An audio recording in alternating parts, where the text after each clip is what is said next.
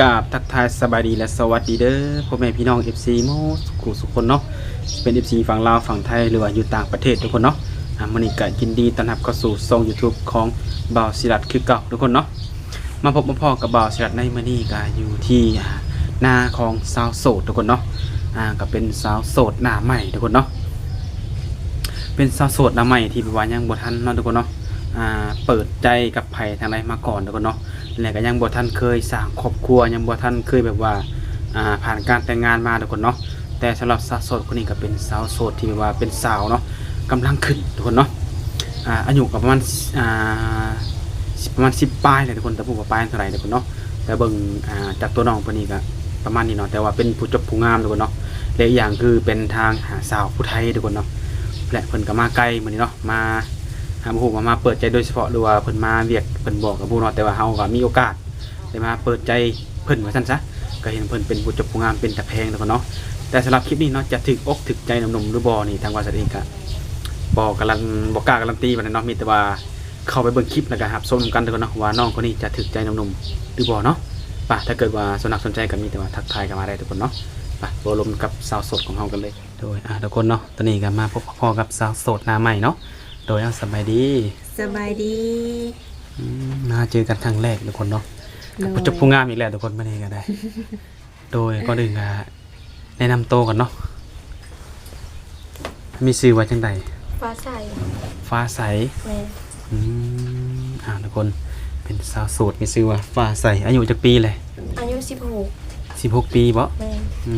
สาวขึ้นใหม่เลยทุกคนเนาะอายุ16ปียังเฮียนอยู่บ่นี่แล้วหาเงินสำเนียงนี่ก็มาเจอสาวผู้ไทยเลยทุกคนเนาะแม่นบ่ทางแสดงออกผู้เลยทุกคนเนาะอายุ16ปีผู้ได้เข้าเรียนเนาะคือออกโดนแล้วมันบ่สักก็ปีกายนี่เป็นได้คือว่าต้องออกเรียนน่ะหาเงินบ่มีเงินส่งเรียนแน่ก็เลยหาเงินเรียนฮอดม.ใดเรียนฮอดม.4 จบเนาะจบม.4 ก็เลยออกมาหาเงินบ่มีคนส่งไปใดฐานะครอบครัวเป็นไดฐานะครอบครัวกะพ่ออยู่พอกินแต่ว่ากับบ่ถึงขนาดนั้นก็เลยออกมาหาเงินเองมันสบายกว่าโดยแต่ว่าเฮาเรียนมาได้ซั่นนี้เนาะหรือว่าพละกำลังเฮาสู้ได้ซั่นนี้เนาะในการเรียนเนาะออกมาหาเงินเฮ็ดงานหยังซะทุกมื้อนี่เฮ็ดงานทานอาหารเสื้อยาอยู่แถวใดอยู่บ้านนั่นแหละเฮ็ดอยู่บ้านตัวเองเลยแม่นบ้านน้องอยู่ไสน้องล่ะบ้านเกิดนะน้ำมะเกอบ้านยังก็น้ำมะเกอแม่บ่เคยได้ยินจักเทื่อแน่นอนเนาะเพราะว่าแต่ละบ้านมันก็ชื่อมันบ่คือกันมันก็มีหลายเนาะโดยไกลบ่น้องล่ะจากเซโนไปนี่ก็พวกไก่ประมาณ30ปลายลัก30ปลายลักเนาะฮอดบ่แต่ว่ามานี่ฮอดเซโนนี่จักชั่วโมงฮอดบ่ชั่วโมงประมาณชั่วโมงปลายถือบ่กว่าเนาะ30ลักนี่คือบ่ไกลย่านประมาณ70คือน้องเพิ่นว่าเมื่อกี้แหละโดยก็ถือว่ามาไกลพอสมควรเนาะคือจังได๋ตัวเมืองเข้าบ้านกับประมาณครับรถประมาณ3นาทีอยู่ว่ายังมีรอเข้าไปอีกเนาะแม่นเข้าไปได้พุ่นโดยทุกคนเนาะอันนี้คือน้องฟ้าใสทุกคนเนาะแล้วมื้อนี้คือได้ออกมาเปิดใจเนาะบ่มีผู้บ่าวบ่มีสักคนเลยบ่แม่นบ่มีสักคนบ่น่าเชื่อนะคือว่าผู้จบผู้งามบ่เป็นจังได๋บ่มีนี่คือเฮาเลือกบ่หรือบ่มีคนมาเข้ามาหาเฮาบ่มีคนเข้ามาหาเพราะว่าบ่ได้ค่อยไปไสอยู่แต่บ้านเฮ็ดแต่งานแม่นบ่ได้ออกไปทางใดบ่ได้ไปเที่ยวทางใดแม่นผู้บ่าวผู้แพ้เพิ่นเลยบ่ฮู้ว่าน้องโสดหรือว่าบางคนอาจจะเห็นแต่อาจจะบ่คิดว่าโสดแม่นว่าน้องก็เป็นผู้แบบหน้าตาดีเนาะครับผู้จบผู้งามหั่นนะหลายๆคนแน่นอนเขาเห็นว่าคนงามนี่ต้องมีแฟนไว้อยู่แล้วยังบ่มีเนาะโดยก็เลยมันออกมาเปิดใจมา ให้หลายๆคนได้รับรู้นํกันเนาะ แม่น โดยในการมาเปิดใจนี่อยากมีแฟนบ่หรือว่าอยากได้คนมาสร้างครอบครัวไปนำกัน อยากมีแบบแฟนแบบอันนี้ยังบ่ทันคิดอยากสร้างครอบครัว อืม ว่าอายุก็ยังน้อยเลยบ่ทันคิด โดยอายุหลายปานใดจังสิพร้อมสร้าง ประมาณ20ปลาย24 25 อืมกว่าตอนนี้ ตอ เฮาน ก็อา นี้ ยุ อยากเฮ็ดอยากหาไว้ก่อน อยากเฮ็ดอยากหาอยากมีรายได้เป็นของตัวเองก่อน แม่น โอ้โดย ชื่อว่าความคิดดีเนาะไอดีแม่นอยากมีแฟนอยากมีกำลังใจในการเฮ็ดงาน เวลาเฮ็ดเลิกงานมาเมื่อยๆยังได้โอ้ลมกับแฟนเนาะ แม่น โดย โดย มักผู้บ่าวทางใดสนอง อันนี้มันอันนั้นบ่ได้แบบทางใดก็ได้แบบเข้าใจกัน อืม โดยแบบเรื่องอายุอีหยังเพิ่นเลยซะ อายุก็หน้าใดก็ได้เข้าใจกัน โอ้ ผู้บ่าวสิเป็นทางไหนก็ได้ผู้บ่าวไทยก็ได้บ่ แม่นได้ ทางใดก็ได้อายุนี่ก็แล้วแต่เนาะ เลย แล้วแต่ผู้เดี๋ยวเพิ่นสิเข้ามาน้อยหรือหลายอายุเนาะ แม่น แล้วว่าเข้ามาแล้วนี่เฮาสิร่วมกันเข้าใจหรือบ่เนาะอืมโดยทุกคนเนาะ โดยอายุบ่จำกัด60น้องก็โอลมได้บ่ ได้ เออ ที่ผ่านมาเคยมีแฟนบ่ เคยมี รุ่นราวเขาวเดียวบ่หรือรุ่นอ้าย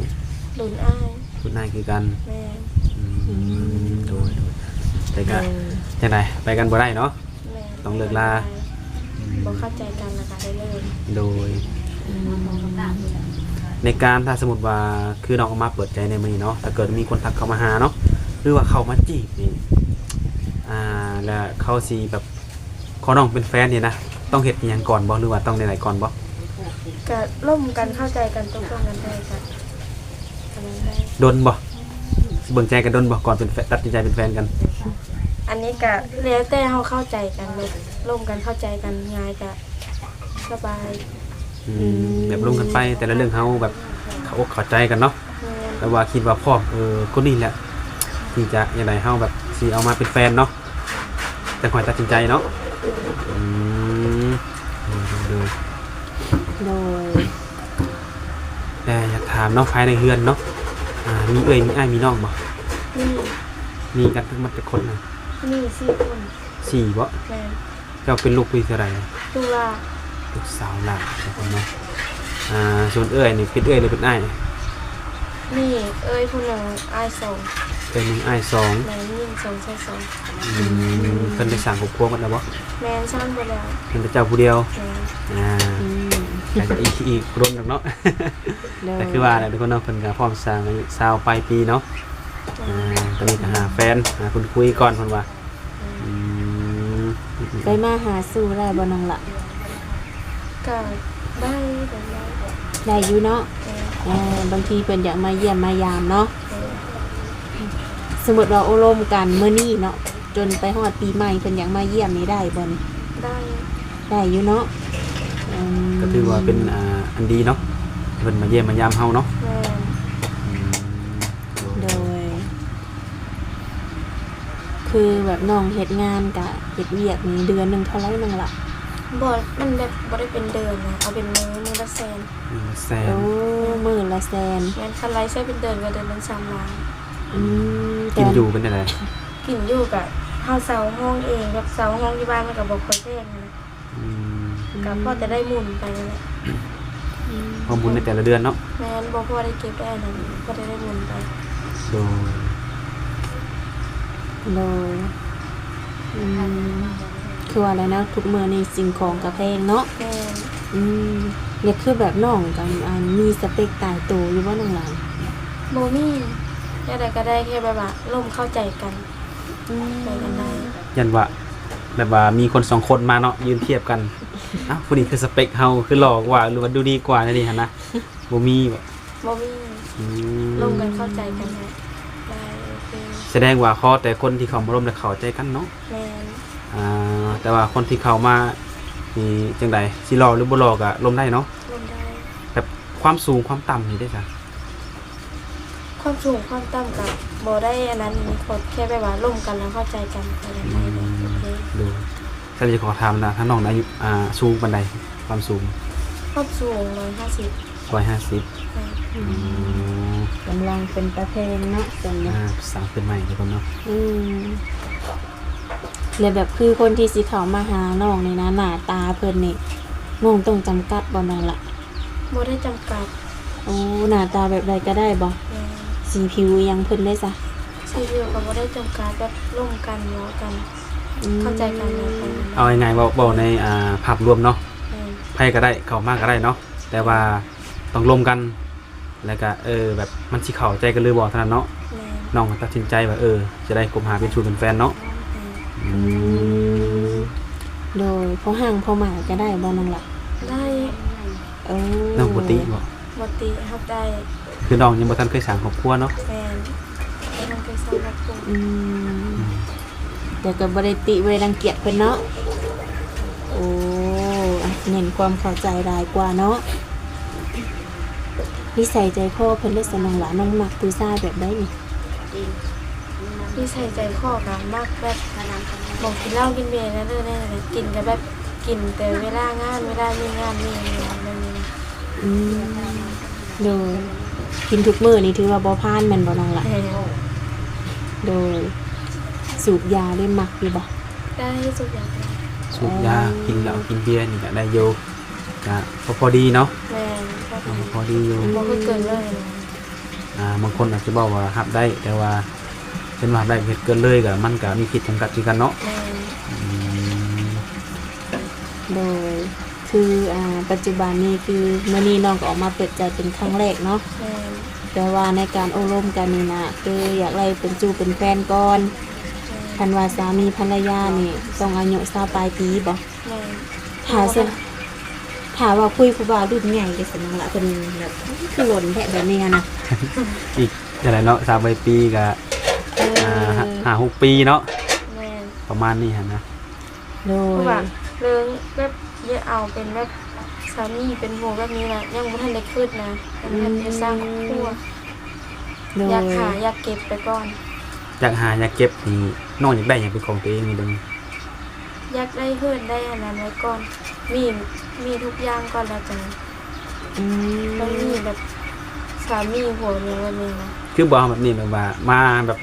คบหาแล้วมาสร้างนํกันนี่บ่มักบ่ เพราะว่าคือนั้น เอ ตอนนี้ก็อายุก็ยังน้อยอยากไปว่าอยากหาอยู่อยากเก็บอยากสร้าง โดย ยังบ่ทันคิดเรื่องครอบครัว โดยทุกคนเนาะเอาตามที่เฮาต้องบอกตามความเป็นจริงเนาะ แม่ เฮาออกมาจากใจเฮาทุกคนเนาะคำว่าพร้อมเฮาก็ว่าพร้อมเนาะตอนนี้เพิ่นก็หาสู้หาแฟนทุกคนแน่นอนเนาะบางคนนี่ก็เอาง่ายว่าถึงผู้ชายเนาะบางคนก็อยากใจร้อนหันนะ อืม แต่ว่าเฮานี่คือแบบถ้าหับได้เนาะว่าง่ายกันเนาะคือเฮาเว้าออกมาแล้วว่าเฮาหาคนแบบคนคุยเฮาอยากมีแฟนเนาะหับได้ก็เข้ามาคุย แต่ก็บ่อยากให้เขามาแบบเร่งรัดหรือว่ามาจู้จิกเฮาเนาะไม่ว่าก็สิมาแต่งมาขอเนาะ โดยเอาคันว่าทางหนุ่มๆเนาะน้องหลานเนาะเยินขอเสนอมา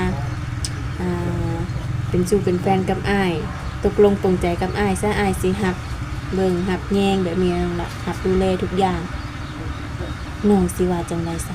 ถ้ามีผู้รับเลี้ยงรับเบิ่งรับดูแลก็คันแบบเลิงให้เอาแบบ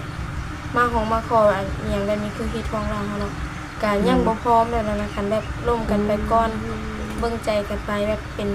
ผู้บ่าวเป็นแฟนแบบนี้ได้ ได้อยู่เนาะ อืม ก็คือยังยืนยันคำเก่าเนาะว่าอายุยังเฮายังน้อยอยู่เนาะ ได้ ดู การสร้างการนมๆก็ต้องอดใจรอเนาะประมาณ20ปีก็ หรือ20ปลายเนาะ คือตอนนี้น้องอายุ16เนาะ แม่ มันก็ดีไปอย่างเนาะมันก็สิได้เบิ่งก็สิได้ฮู้นิสัยกันไปนดนเนาะ แม่ บางทีคนเฮาการที่เขามาหากันไว้นี่ก็มันก็ปรับได้อยู่ส่วนหน่อยเนาะเฮาตะเบิ่งกันไปนดนก็ดีคือกันทุกคนเนาะ อืมโดย แต่ว่าในการล้มเป็นสู้เป็นแฟนนี่สามารถไปมาหาสู่กันได้เนาะ แม่ปัญหาว่ามันสิเป็นได้ ดูแล้วเป็นยังไงเขาอยากถามพ่อกับแม่อยู่ร้านบันได แม่อายุประมาณ50ปลายพอกับประมาณ50ปลายสิอยู่นานบ่ได้ โดยโดย อยู่ดีมีแฮงบ่ทั้งสอง แม่อยู่ดีแม่ ทุกคนเนาะ โดยถ้าเกิดว่าน้องสร้างครอบครัวนี่ไปอยู่น้ำสามีได้ก็สนุก ได้เพราะว่าเอาผัวมาแล้วมาอยู่เพื่อน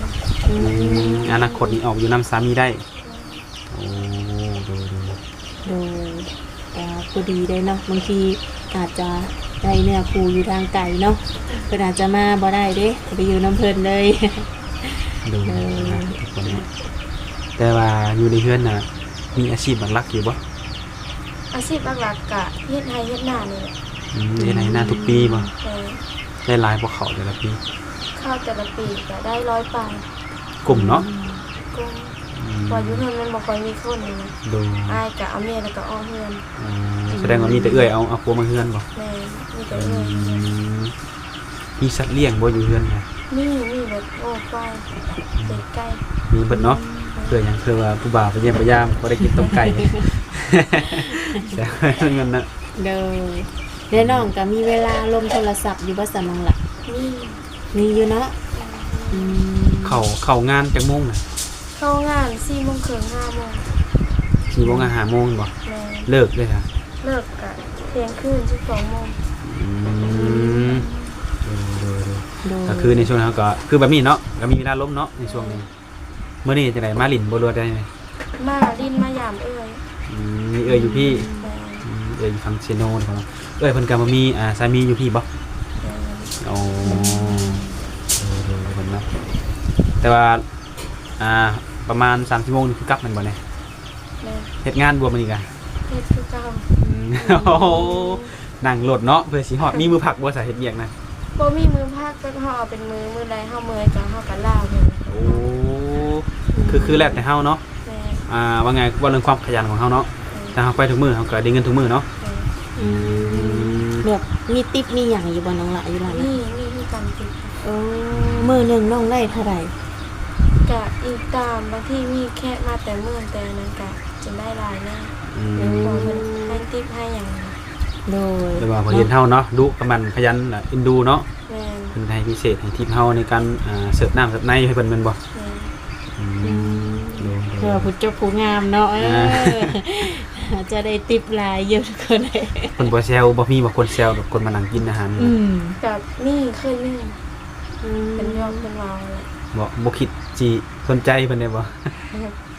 เป็นกระยอกไปซื้อๆนะ โดย หยอกกันพอได้หัวได้ยิ้มเนาะ แม่ โดยนะ คือน้องนี่เป็นสาวผู้ไทยได้เนาะ แม่สาวผู้ไทย ฮีดผู้ไทยนี่มีอย่างแน่นังล่ะ อันนี้เขาก็บอกฮู้หินนี่เสร็จ บ่ คิดอยากถามเรื่องแบบสมมุติว่ากินดองอยู่เนาะ เออ ยกตัวอย่างคือเอื้อยหั่นนะเอื้อยกับไม่เห็นดองเพิ่นเสียยังไง เสียงูควายนะควายเสียงดัง คือว่าคือทางเอื้อยน้องน้องเอาผัวเนาะทางไฟซ้ายเพิ่นก็เสียงงัวเสียงควายแบบสิ่งบ่ควายนี่ก็ต้องมีเนาะ แม่มี งัวก็ต้องมีเนาะ แม่ มีหมูมีไก่บ่นังล่ะ แม่มีงูมีไก่ โอ้ อันนี้คือทางฮิตทาง แม่มีลาย ผู้ไทยเฮาเนาะทุกคน โดยถ้าผู้บ่าวสนใจนี่ให้ผู้บ่าวติดต่อทางใดซะนี่ เบอร์ก็ได้ ทางเบอร์บ่ แม่ ไลน์เด้น้องล่ะไลน์เฟซนี่มีบ่ เฟซก็มี ไลน์เด้ ไล่แต่ว่าไล่ค่อยบริลิน โอ้ บ่ได้ดินลายบ่ แม่ เด้อ ตั้งได้บ่นี่ ตั้งก็ได้ ได้อยู่เนาะอื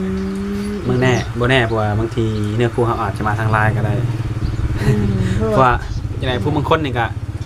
จมปักลินแต่เฟซเนาะบางคนก็จมปักลินแต่ไลน์บางคนจมปักลินแต่ WhatsApp อย่างนั้นมันจะบ่คือกันนะ อืม มันจะหายากแบบว่าลินทางเฟซทางไลน์ทาง WhatsApp จังซี่เนาะแต่ว่าให้สมัครนี่คือสมัครได้เนาะ ดังจากเฮาอบรมกันแล้วก็ให้น้องสมัครไลน์เนาะเพื่อว่าอย่างเวลาผู้บ่าวเพิ่นสนใจแล้วมันทางติดต่อมันสิได้สะดวกสบายเนาะน้องล่ะ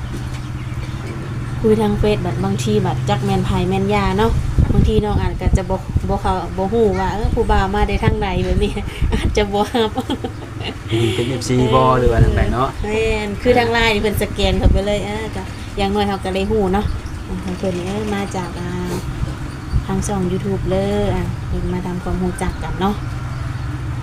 โดย ดูเลยก็มีแต่สิฝากไว้สมีแหละทุกคนเนาะสำหรับหนุ่มโสดเนาะสิเป็นหนุ่มทางใดหนุ่มไทยหนุ่มลาวก็แล้วแต่เนาะผู้ใดที่เข้ามาเบิ่งคลิปนี้แล้วคิดว่ามักหักสนใจอยากทำความรู้จักเนาะอยากอยากร่วมหรือว่าอยากได้ไปเป็นสู้เป็นแฟนเนาะก็เข้ามาคุยกันได้เข้ามาคุยเบิ่งได้สิได้เป็นแฟนหรือว่าบ่เป็นก็แล้วแต่ว่าเฮานี่สิมีอารมณ์ แบบใดเนาะต้องมัดใจน้องแบบใดนะทุกคนเนาะ เด้อ เฮาก็สิเป็นสีกลางให้แหละทุกคนมีแต่ว่าเปิดใจมาวันนี้ก็อยากให้น้องสมหวังสมหวังเนาะให้ได้มีแฟนไวๆจะได้มีกำลังใจสู่เวียกสู่งานต่อให้แหละทุกคนอ่ะก็คือสิบ่มีหยังหลายแล้วเนาะ